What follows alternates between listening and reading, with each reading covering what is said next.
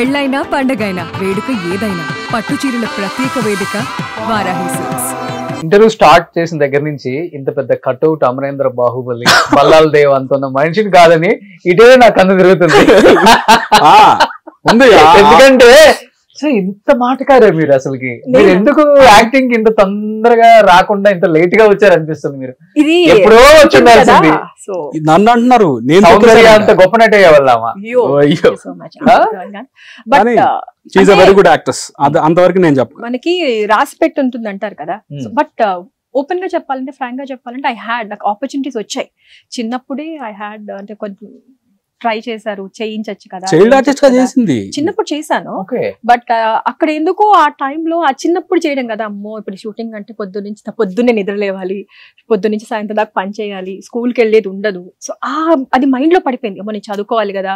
So చదువు మీద అట్లా వెళ్ళిపోయి సో ఇది నెగ్లెక్ట్ చేశాను. ఫస్ట్ నో అనుకున్నా. తర్వాత మనకి చేద్దాం అనిపించినప్పుడు తెలియకుండా అమ్మో నాన్నకు నచ్చదేమో, ఆయనకేంటి ఓహో దీనికి ఇష్టం లేదేమో అని ఆయన నన్ను అడగలేదు, నాన్నకి నచ్చదేమో అని చెప్పి నేను ఇద్దరు ఓపెన్ అప్ అవ్వాల. సో లాస్ట్ లో మాత్రం ఒక్కసారి ఎప్పుడో కొంచెం ఆయనకి హెల్త్ ఇదినప్పుడు నిన్ను బాపు గారి సినిమాలో చేయిస్తే చూడాలనిపించిందమ్మా అని ఒక్కసారి అన్నారు ఆయన. ఆ తర్వాత జరిగిన ఆయన before he's like we lost him, ఒక్కసారి మాత్రం అన్నారు బాపు గారి సినిమాలో కానీ విశ్వనాథ్ గారి సినిమాలో కానీ నిన్ను చూడాలనిపించేదమ్మా. చిన్నప్పుడు కరెక్ట్ గా నేను బ్రిడ్జ్ లాగా చెప్పేవాడిని, ఎందుకంటే వీళ్ళు డైరెక్ట్ గా మాట్లాడరు కదా. నాకు చెప్తే నేను చెప్పేవాడిని మామయ్యకి, తర్వాత మళ్ళీ మామయ్య నాకు చెప్తే నేను. సో తర్వాత సర్జరీ అవ్వడము అదంతా అయిన తర్వాత లాస్ట్ లో అంటే before we last time around 2013 లో we last time around 2011, 2012 before my baby. So అన్నారు బట్ సమ్హౌ ఇంకా అప్పటికే ఇక పెళ్ళైపోయి ఆ ఇదిలో ఉన్నాం కాబట్టి కోరిక తీరలేదు. ఆయన చూడలేదు but he will be happy now. Full బిజీగా ఉంది ఆయన ఇదేమో. బట్ నేను ఒకటే ఏమనుకున్నాను ఏంటంటే ఆయన పరువు తీయకూడదు స్క్రీన్ మీదకి వచ్చిన తర్వాత. నాకు భయం వేసింది, ఎందుకంటే వీ నాట్ లైక్ చేసిన వాళ్ళం కాదు. చిన్నప్పుడు ఎప్పుడు నేను కెమెరా ఫేస్ చేశాను, బట్ థ్యాంక్స్ టు వాసు గారు, పులివాసు గారు. సో ఫస్ట్ డే వెళ్ళిపోయినప్పుడు I was like literally nervous. First లో ఈయన వెళ్తున్నప్పుడు నువ్వు ఫీల్ అక్కడ చిచ్చి నాకేం భయం లేదన్నా. 1 వీక్ యాక్ట్ చేశాను. నాకు ఆ భయం నాకు తెలుస్తుంది డాన్సర్, నాకు అసలు నాకేం లేదు. ఎక్స్ప్రెషన్స్ నేను చేసేయగలను అది ఇదన్నా. తర్వాత ఇంకో 2-3 డేస్ లో షూటింగ్ అప్పటి నుంచి కాదు, ఇలా కూర్చొని సైలెంట్ కూర్చొని ఉంటుంది. ఏంటి ఏం మాట్లాడలేదు ఏంటి అంటే అప్పుడు ఉండరో చెప్పా భయం వేస్తుంది కదా అంటే అవును తెలిసిపోయింది. వెళ్ళిన తర్వాత వాసు నాకు మధ్యాహ్నం ఫోన్ చేశాడు, రాజా నువ్వు ఫ్రీగా ఉన్నావా, షూటింగ్ లేదా అన్నాడు. ఏం లేదు రాజా అని పిలుచుకుంటాను నేను. వాసు రా చూద్దు కానీ యాక్టింగ్ చూద్దు కానీ రా, ఏంటి ఏమన్నా తేడా కొట్టింది అంటే సూపర్ చేస్తుంది నువ్వు రా ఫస్ట్ అన్నాడు. వెళ్ళి తెలియకుండా వెళ్ళి మానిటర్ పక్కన కూర్చున్నా. ఓ రెచ్చిపోయి విజృంభిస్తుంది ఫస్ట్ డే. నెగిటివ్ క్యారెక్టరా లేదు పాజిటివ్. నెగిటివ్ గా ఎవరు చూడలేదు నేను చూసాను. నాకు నెగిటివ్ అంటే మన దగ్గర చూపించేది వస్తాయి కొంచెం ముందుకెళ్తే వస్తాయి, అన్ని బయటకు వస్తాయి. అదే బట్ కంప్లీట్ ఇప్పటివరకు అన్ని పాజిటివ్స్, మాక్సిమం పాజిటివ్ క్యారెక్టర్స్, లేకపోతే చాలా సాఫ్ట్ క్యారెక్టర్స్ అన్ని ఇప్పటివరకు నేను చేసినవన్నీ అవే. చెప్పాలని కాదులే కానీ చాలా చాలా అందంగా ఉన్నాయండి. Thank you so much. బయలుదేరినా మరి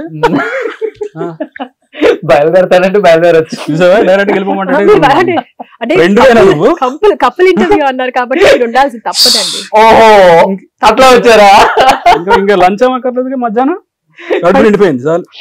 ఎందుకంటే నేనంటే చాలా మంది సౌత్ ఇండియాలో ఉన్న యాక్టర్స్ అందరు పిల్లల్ని కూడా చేశాను కాబట్టి మీరు మాట్లాడే తీరు గానీ కట్టుకున్న విధానం గానీ ఏదో చెప్తారు కదా, అంటే ఇక్కడ బొట్టు పెట్టడం గానీ నల్లలు వేసుకోవడం గానీ, నిజంగా అంటే తెలుగు స్క్రీన్ కి ఒక యాక్ట్రెస్ ఎలా ఉండాలో సేమ్ అలానే ఉన్నారు. అంటే లేరు ఇప్పుడు లేరు ఇట్లా. ఇప్పుడు మారిపోయింది కదా మొత్తం సినిమా. ఇలాంటి అమ్మలు ఇలాంటి అక్కలను చూడాలని చాలా మంది వెయిట్ చేస్తున్నారు. మేబీ ఇక్కడ దొరక్క ఎక్కడి నుంచో తెచ్చుకుంటున్నాం మనం. అది క్యారెక్టర్స్ నేను అదే అన్నా, either is a mother are a sister what ever.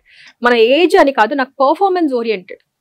మనం టాలెంట్ ఏంటి, మనం పర్ఫార్మ్ చెయ్యగలగాలి అనే క్యారెక్టర్స్ కి ఏజ్ ఇప్పుడు సార్ పెద్ద వాళ్ళు అందరు ఎప్పుడో చిన్నప్పుడే వాళ్ళ 30s లోనే మదర్ క్యారెక్టర్స్ వేసిన వాళ్ళు ఉన్నారు.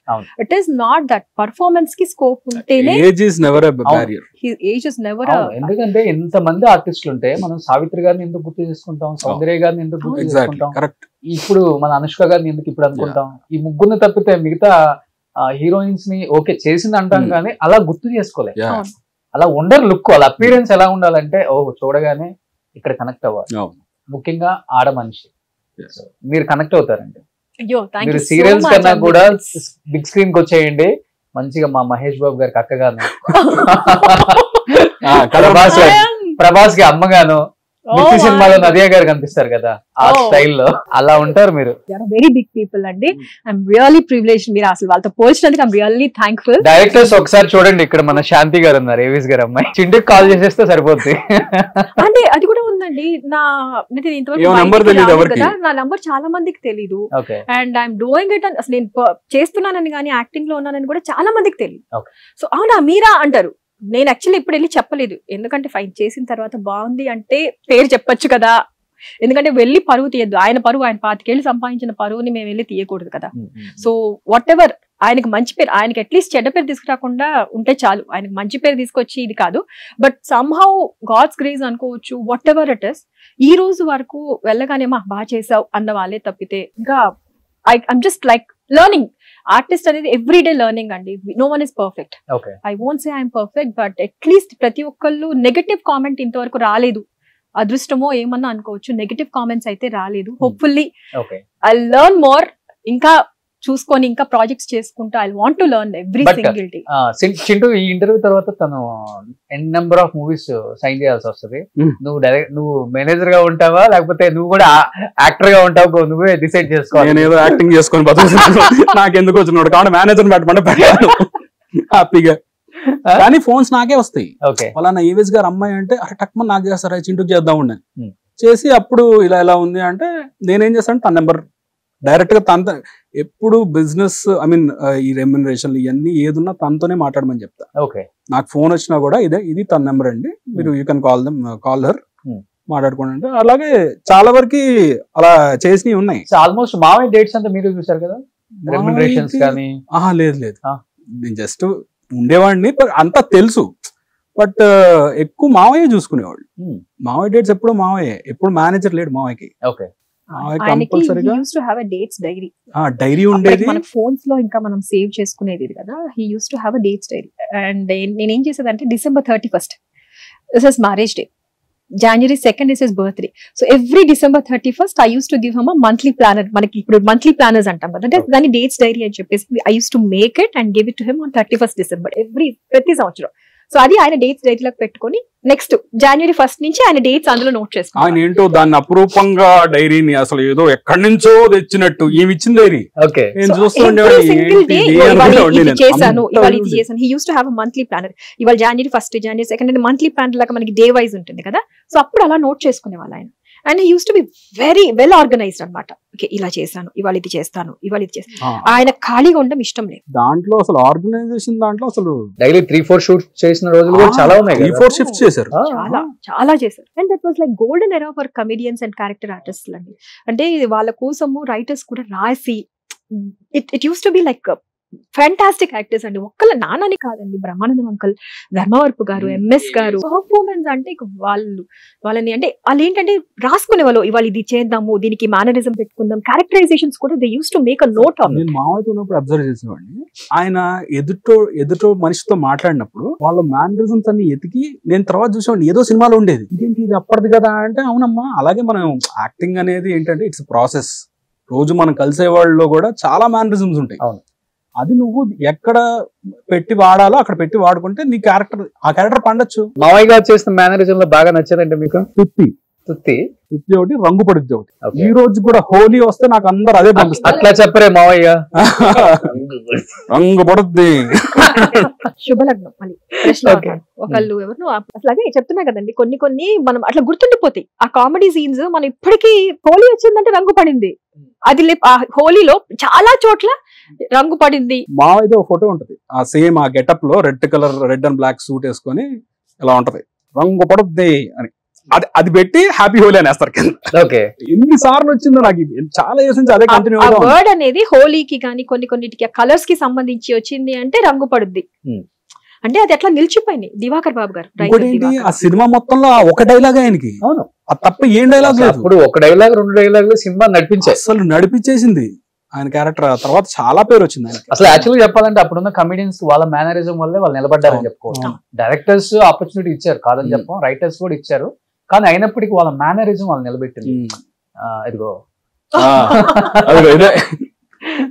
ఇది first shot, first shot artist గా ఆయన ఫస్ట్ షాట్. ఎన్టీఆర్ గారు అందరూ Mr. Pellam mister first. Pellam అనుకుంటారు, ఓకే But కాదు, ఇది ఫస్ట్ షాట్. ఆయన ఎన్టీఆర్ గారికి పిచ్చ ఫ్యాన్, అసలు మామూలు కాదు, హార్ట్ కోచ్, అసలు ఇట్లా రక్తం కోసేసుకునే అంత ఫ్యాన్ అన్నమాట. అండ్ హీ వాజ్ లైక్ ఆయన పక్కన కూర్చొని ఫస్ట్ షాట్ బాపు గారు అసలు అదే అన్నారు, ఆల్మోస్ట్ నర్వస్నెస్ ఇట్లా చెమటలు పట్టేసాయి, అరచేతిలో కూడా చెమటలు పట్టేసాయమ్మా. I couldn't even sit beside him. But అది ఆయన డ్రీమ్ కమ్ ట్రూ కదా, ఫస్ట్ Okay, షాట్. ఆయన ఎన్టీఆర్ గారు బాగా చేశారు బ్రదర్ అన్నారంట. ఎన్నిసార్లు చెప్పుకున్నారు నాకు కూడా, బాగా చేశారు బ్రదర్ అన్నారంట. ఓకే. ఆ మాట చెప్పుకొని ఆనందపడతారు. నాన్నగారు ఏం చేశారు బిఫోర్? జర్నలిస్ట్. జర్నలిస్టా? పేపర్, ఆంధ్రజ్యోతి పేపర్ లో హిస్ అ జర్నలిస్ట్. దాసరి గారిది ఉదయం ఉండేది కదా, ఉదయం ఉదయం అని పేపర్, first దాసరి ఒక నారాయణరావు గారిది ఉదయం పేపర్ అని ఉండేది. ఓకే. ఆ తర్వాత మిమిక్రీ ఆర్టిస్ట్ ఆయన 3000 స్టేజ్ షోస్ చేశారు, 3000 అందరూ వాయిస్లు మాట్లాడతారు. యాజ్ ఇట్ ఈస్ దింపేస్తాడు ఆయన. సుమన్ టీవీలో మీ పర్సనల్ అండ్ బిజినెస్ ప్రమోషన్స్ కోసం కింది నెంబర్కి కాంటాక్ట్ చేయండి.